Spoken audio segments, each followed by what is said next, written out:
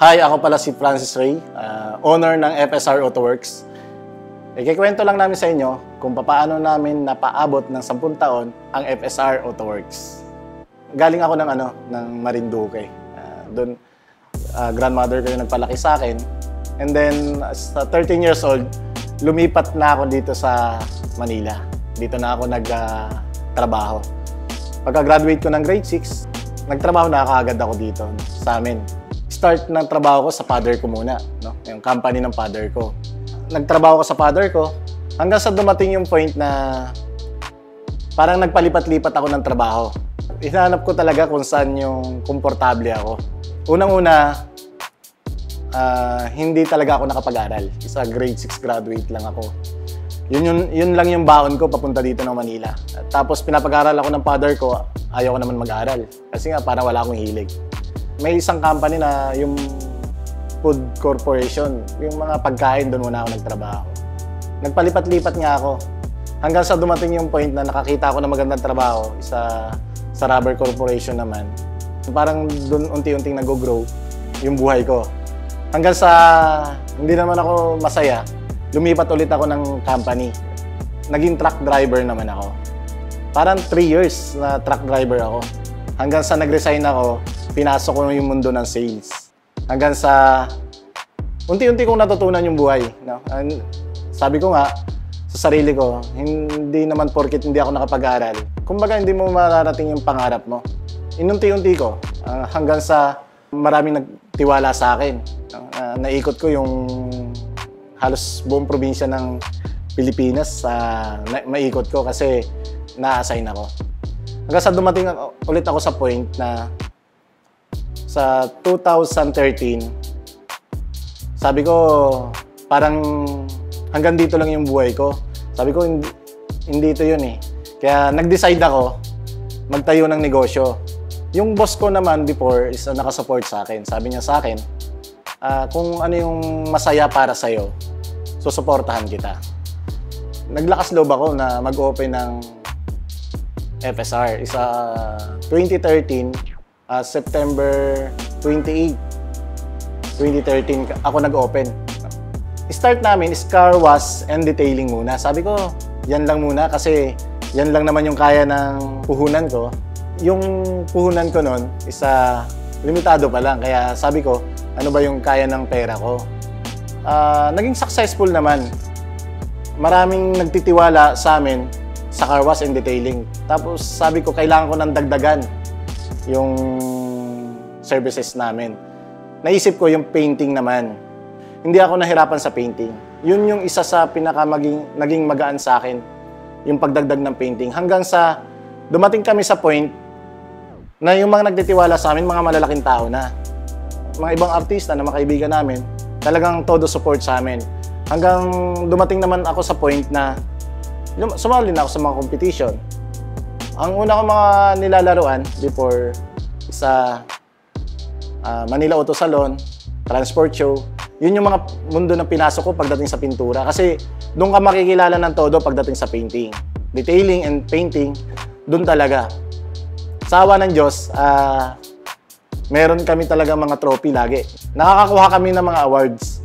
Tapos sabi ko, 2014, 2015, dire-diretso lang kami hanggang 2016 pagdating sa mga street show. Siyempre, meron din kami sinasali sa mga street show. Yung mga car show na mga maliliit lang, no? Pero pinaka-main talaga namin sinasalihan is Manila Auto Salon at saka Transport Show. Hanggang sa dumating yung point, 2017, nauuso na yung off-road dito sa atin. Kumbaga, lumalaki na yung off-roading community. Sabi ko, subukan ko kaya yon, pero siyempre natatakot ako. Limitado rin talaga yung puhunan namin pagdating sa pamumuhunan ng off-road. Parang hindi namin kakayanin. Gusto kong pasukin yung off-roading na yon kasi nga sumisikat na dito sa Pilipinas. Kaso lang, siyempre, limitado rin ulit yung financial namin, yung puhunan namin pagdating sa mga produkto na yon. Kasi sabi ko, alam ko, malaki talagang puhunan yan. Hindi biro ang puhunan ng off-roading. Hanggang sa dumating ako sa point na, parang ayoko na, sige, ayoko na yan, sige. di na bale. Hanggang mayroon kami mga kaibigan dito na nagpapasetup ng, oh, gusto namin, ikaw na mag-setup niya. Sabi ko, ayaw ko mamuhunan dyan. Hanggang sa, meron akong isang kaibigan, sabi niya sa akin, kailangan mo ba ng puhunan para makapag-start ka ng off-road? Kasi ayaw mong umpisahan. Sabi ko, gusto ko yan, kaso lang ayaw ko mangutang ng puhunan para dyan. Kasi mamaya bumagsak ako, hindi ako makakabayad. Sa hindi ko naman inaasahan, may lumapit sa akin na isang malaking supplier na para umpisahan namin ang 4x4 dito sa FSR AutoWorks. Kaya buong puso ako nagpapasalamat sa Dove Shop at lalo na kay Boss James. Ngayon, unti-unti kaming nakilala sa larangan ng 4x4. Ngayon, sabi ko, paano ko siya i-start? Hinanap ko kung paano ako magiging kilala pagdating sa 4x4. Dumating ako sa point na yung kaysa-isa kong 4x4 na Mitsubishi Strada, sinet up ko ng pang-off-road. Sumasama na ako sa mga nag-o-off-road, yung mga simpleng off-road lang. Hanggang sa nagkaroon ako ng parang, alam mo yon, yung parang hindi ka kasama sa grupo. Kasi yung nasamahan ko is puros FJ. Ito tuwing magpipicture, kami lang yung kasama, yung sasakyan namin hindi. Kasi nasa malayo. Hindi nila pinapatabi kasi nga puros FJ Cruiser sila. Hanggang sa, sabi ko, kaya ko nang bumili. Pag-uwi namin dito, sabi ko sa office, tawagan naman yung bangko. Pakikunan ako ng FJ Cruiser. Ayun. Parang feeling ko, nakabili na ako ng FJ, napasama na ako sa kanila. Ayun, nag-start na ako doon. Nung pumasok yung FJ Cruiser sa akin, nag-start na yung FSR na 4x4 shop. Kumbaga, 2017, nag-start na siya, mabagal yung pag-grow niya. Nung dumating na yung FJ Cruiser namin, mga May 2017 din yon. Unti-unti umangat kami. Hanggang sa nakilala na kami na yung mga ginagawa namin is FJ Cruiser. Hanggang noong 2020, sobrang nakilala na ako sa industry ng 4x4. Hanggang yung mga FJ Cruiser, wala kang makikitang ibang ginagawa namin, halos FJ Cruiser. Sabi ko, hindi naman pwedeng FJ lang yung gagawin natin dito. Kaya nagpakilala rin kami sa ibang industry. Kahit anong auto, pwede natin gawin. Kahit luma, kahit pinakabago, kaya natin gawin. Ayun, umangat kami ng umangat. Hanggang nagkaroon kami ng na-disband yung dati naming grupo. Doon na nag-start yung Pilipinas Off-Roader. Hanggang lumaki na yung community namin ng yung Pilipinas Off-Roader hanggang sa nakilala na. Kala ko nga, wala nang kamatayan yung pag-angat namin. Ayun na, ito na noong 2020. Yung March. Doon na sumakit ulo ko. Promise. As in, iniyak ko na lang. 2017 ko, hanggang 2019, sobrang ganda. As in, dire-diretso yung pag-grow ng FSR. Kala ko, wala nang kamatayan yun. Parang, inisip ko, ito na siguro yung start ng pagyaman ko. Kasi nga, as in talagang, hindi ko na ina-expect na hihina pa kami. Kala ko walang kahinaan. Hanggang dumami na rin yung supplier ko na nagtitiwala sa akin. Diyan na pumasok yung ERV. As in, marami. Siyempre, ginarad ko na yung opportunity na marami na nagtitiwala sa akin. Ito na yung dagok sa akin nung pumasok yung pandemic ng 2020. As in, talagang parang gumuho yung mundo ko noon. Dahil left and right, may utang ako. Sabi ko nga sa sarili ko, paano ko babayaran tong napakalaking utang namin? Hanggang sa hindi ko na mamalayan, nababaon na pala ako sa utang sa mga supplier ko. Ito na, siyempre pandemic, close. Sabi ko, wala na, patay na ang FSR. Kahit sarado yung company namin, sarado yung lahat, halos naman sarado. Walang customer, as in sarado. Yung mga tauhan namin, hindi ko na inisip na pabayaan sila. Kumbaga, inuna ko muna yung mga tauhan ko. Sinupport ko nung pandemic. kung kumakain kami, dapat kumakain din sila. Kahit sarado. Kasi mayroon pa naman kami na itabi.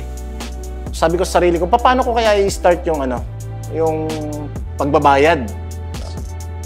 Kasi, imagine mo, ang laki ng utang ko talaga. Utang ko noon, umabot ng 75 million. Sabi ko, paano ko kaya babayaran to? Inisip ko, no, yung mga supplier ko, napakababait naman nun.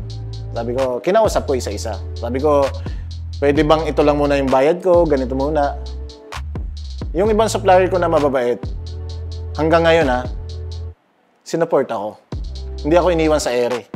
Merong mga talagang tatalikod sa'yo. Kahit sino naman tatalikuran ka sa ganong sitwasyon mo. Kasi balita na yung isa sa pinakamalaking 4x4 shop natin, struggle ngayon. Ang dami ng utang, left and right. Lakas loob ako. Kinausap ko yung mga staff ko, yung accounting ko. Marami silang suggestion sa akin. Yung suggestion ng isa, pinagsama-sama ko sila. Meron pa naman akong konti na ipon. Yun yung pinang-start ko. Hanggang yung iba namang kaibigan namin na may mga utang sa amin is nagbayad, inuna ko yung mga supplier na bayaran. Talagang tinigil ko muna yung mga bili ng kung ano-ano. Itong 2023, imagine nyo 75 million. Hindi ko alam kung sa kuhuguting tadyang yun Sabi ko, paano ko kaya babayaran yun? Pero sa awa ng Diyos, sabi nga nung iba, pag gusto mo magbayad, magagawan mo ng paraan. Hanggang nagawan ko ng paraan. Yung iba naman, wala na akong utang, kahit 5. Yung iba naman, meron. Halimbawa, yung isa, katulad nung isang supplier ko, ang utang ko sa kanya is parang 18 million. Parang ang utang ko ngayon, as of now, ang utang ko sa kanya parang 1.2. Yung isa naman, kung hindi ako nagkakamali, yung pinakauna kong supplier, ang utang ko sa kanila 14 million. Pero ang utang ko sa kanila ngayon parang nasa 600,000. Ganon. Talagang inunti-unti ko silang bayaran. Kaya sobrang pasasalamat ako sa napakababait namin supplier na hindi kami iniwan hanggang ere.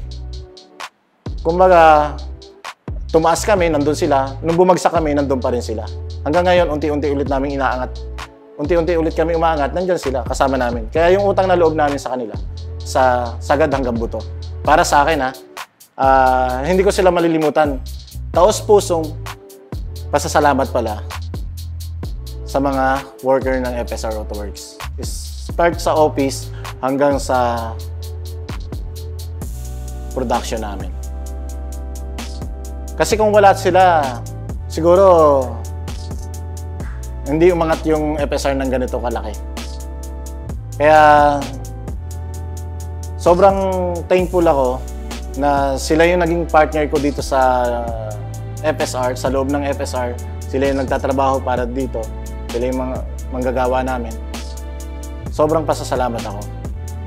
Salamat sa lahat ng nagtitiwala at patuloy na sumusuporta sa 10 taon ng FSR Autoworks. Buong puso po akong nagpapasalamat sa inyong lahat.